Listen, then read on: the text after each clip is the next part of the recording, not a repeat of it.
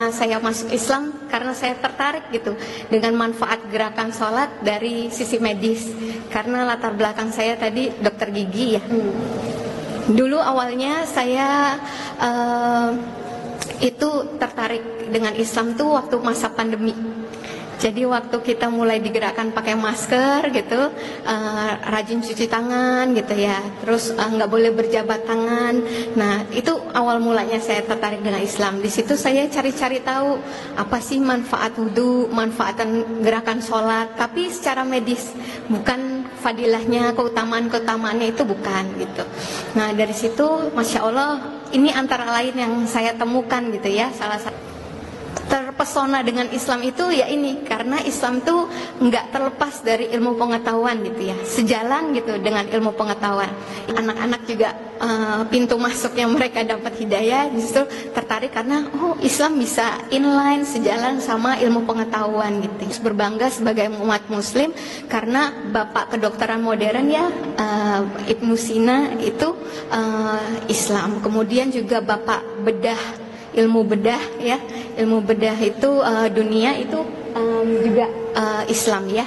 Nah Al-Zarawi ya, kalau terkenalnya Al-Zarawi. Nah ya ini untuk mematahkan sebenarnya kalau Islam kesannya kayak kolot, ketinggalan zaman gitu-gitu ya, padahal sebenarnya banyak hal yang justru dipelopori, diawali itu oleh justru Islam gitu. Nah menunaikan sholat gitu ya, ada sekitar 7 postur ya, atau 7 gerakan gitu, 7-9 gerakan waktu kita melakukan 1 rakaat sholat.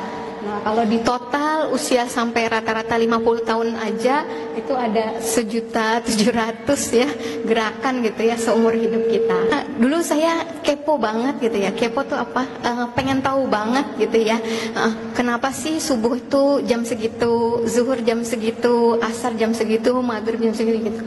Dan ternyata masya Allah itu semua nanti ada bukunya juga itu yang saya baca, kenapa di jam segitu gitu. Nah kalau dihubungkan dengan sains nih itu nyambung, karena di alam itu ada spektrum warna. Nah itu terkait sama organ tubuh kita. Maghrib kan kita rata-rata minggir ya, bapak-bapak pulang dari kantor belum sampai rumah minggir ke masjid gitu kan, sholat maghrib dulu gitu ya. Kalau maghrib anak-anak disuruh masuk udah maghrib gitu ya. Banyak juga dibilang kalau maghrib kalau nggak minggir nanti banyak kecelakaan atau apa ya. Sebenarnya itu bukan mistis gitu ya, bukan kayak gitu, tapi justru itu sebenarnya kalau dikaitkan dengan sains ada. Jadi di saat itu terjadi kayak ini tumpang tindih frekuensi ya di alam itu, makanya bisa mengganggu penglihatan kita. Nah jadinya makanya kenapa akhirnya pas maghrib gitu ya, kalau kita nggak minggir, nggak sholat, lanjutin perjalanan, bisa terjadi kecelakaan atau resikonya jadi lebih tinggi. Itu dari situ sebabnya gitu. Nah, kenapa bapak-bapak disuruh sholat subuhnya berjamaah ya di masjid gitu kan?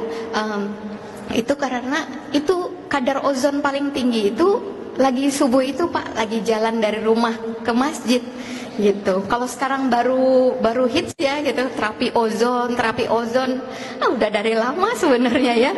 Rasulullah nyuruh kita sholat subuhnya bapak-bapak terutama di masjid itu supaya bapak-bapak dapat kadar ozon paling tinggi Pak, paling bagus di jam-jam segitu. Jadi kalau tahu keutamaannya sholat subuh berjamaah di masjid itu luar biasa, ada bonusnya lagi untuk kesehatan jasmani kita gitu ya.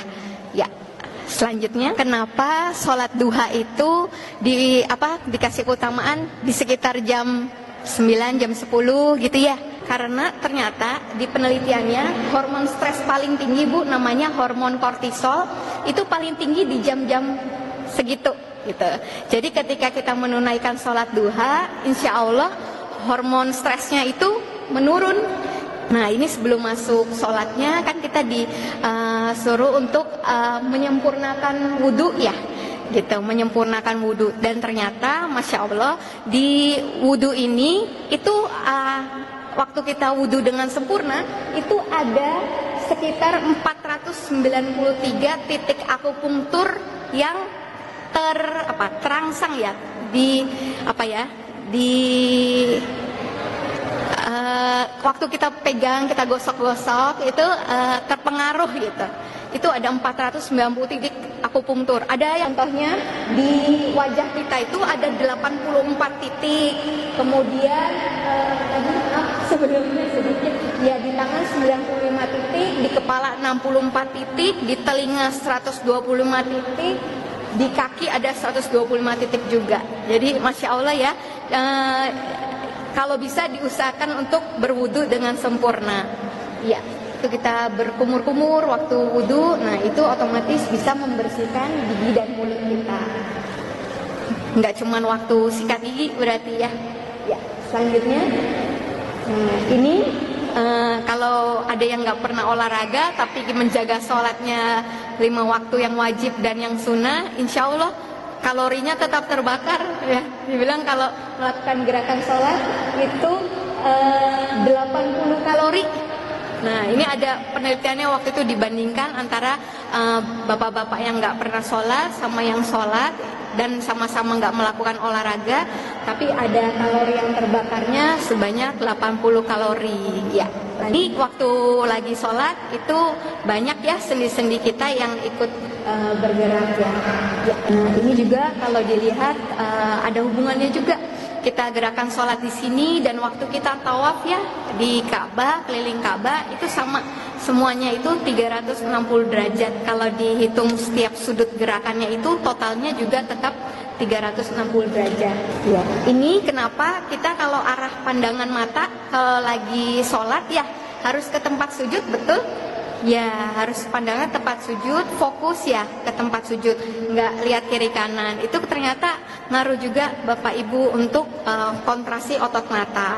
Termasuk waktu kita, jadi waktu ruku kan agak dekat ya dengan tempat sujud, kemudian waktu sujud malah nempel banget ya. Nah itu kita dianjurkan untuk buka mata ya, nggak merem kan. Nah, kenapa nggak tutup mata? Karena tadi buat latihan kontraksi otot mata. Jadi dari agak jauh waktu berdiri, terus ruku lebih dekat, kemudian sujud dekat banget gitu ya sama tempat sujud. Nah itu ya. Jadi banyak hadis juga ya kalau kita sakit, Rasulullah pernah ada sahabat sakit disuruh Rasulullah untuk sholatlah gitu ya. Jadi sholat itu bisa juga sebagai obat gitu ya. Waktu kita sakit bukan justru excuse untuk nggak usah sholat deh, Allah tahu deh kalau kita lagi sakit. Justru kita sholat, bahkan kalaupun nggak bisa digerakkan, kedip mata pun bisa ya, karena Islam itu memudahkan gitu.